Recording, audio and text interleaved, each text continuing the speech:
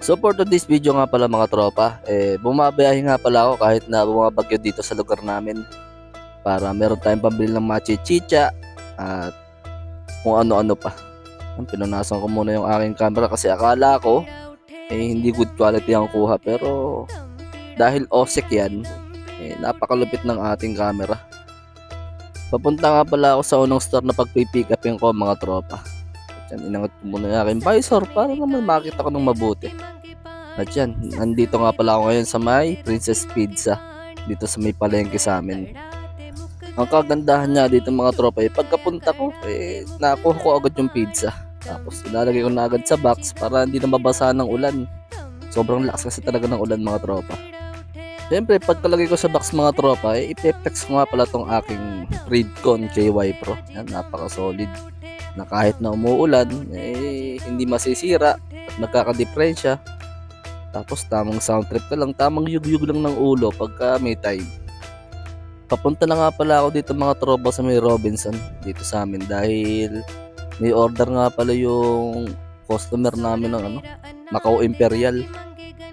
Akala ko si Barbie Imperial yung order, hindi pala. Ang kagandahan lang din dito mga tropa, napakalapit lang ng parking ng mga rider. Dito pagpasok mo lang sa entrance yan, liliko ko lang dyan. Tapos konting parking ng maayos para makalabas yung ibang mga rider. Saka sobrang solid dito mga tropa kasi talagang binabantay ng mga gwardiya yung mga motor dito. Tapos minsan sila pa nag-aayos para yung mga magpa-parking na ibang rider all goods na all goods. Hindi ko na rin naipakita ng mga tropa kung paano ko na-pick up yung Macau Imperial. Kaya yan, palis na ako ng mga tropa. At pupuntahan ko na nga pala agad yung customer natin para, alam mo yun, napakasarap kaya ng pagkain na isa-serve ng mainit pa. Tapos safe na safe pa. Kaya yung mga gusto mong order dyan, message lang po kayo dito sa may pabili po delivery service company para masubukan nyo ang aming serbisyo. At nandito na nga mga tropa sa may Barangay Tabon, dito sa may San Isidro. Napakaganda rito mga tropa. Makitang-kita nyo naman, di ba? Napakaaliwalas, tapos sobrang ganda pa ng daan dito mga tropa. Bigla nga pala akong huminto dyan. Ayun, no? Ito ang dahilan kung bakit. Niyakap ba naman yung motor ko ng alambre? Oo, alambre o wire yan. Lab na lab ata yung motor ko . Inalis ko nga pala yung mga tropa tapos nilagay ko sa gilid para naman wala nang masabitan pa na iba. At yan, tamang pisyo lang ako dyan. Pisyo, alright. Hey! Medyo inabutan na nga ako ng dilim mga tropa. Pero all goods lang kasi nga naka-OSEC S9R tayo.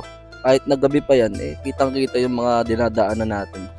Yun nga mga tropa, akala ko magde-deliver lang ako pero napasabak ako ng trail dito sa lugar nila madam.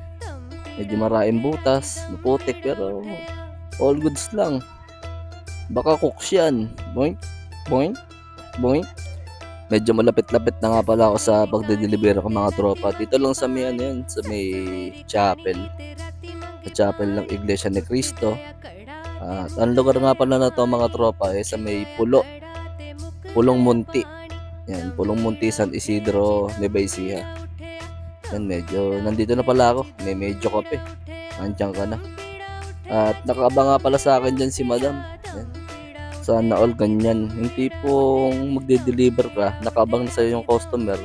Hindi yung tatawagin mo pa ng sanda makatawag tapos sasabayan ka pa ng asong tumatahol. Minsan nga, hahabulin ka pa . At yun, iabot yun na nga pala dito kay madam yung in-order niyang pizza tsaka yung milk tea ng Macau Imperial. Yan, sana masarap po ang inyong hapunan madam. Eat well po. Bali, binawasan ko lang naman ng isang pizza yan tapos sumigop na ako ng konting Macau Imperial para matikman ko kung gaano kasarap yung Princess Pizza tsaka yung milk tea ng Macau Imperial. Masarap naman pala, kaya maraming salamat po madam sa pagpapatikim sa akin.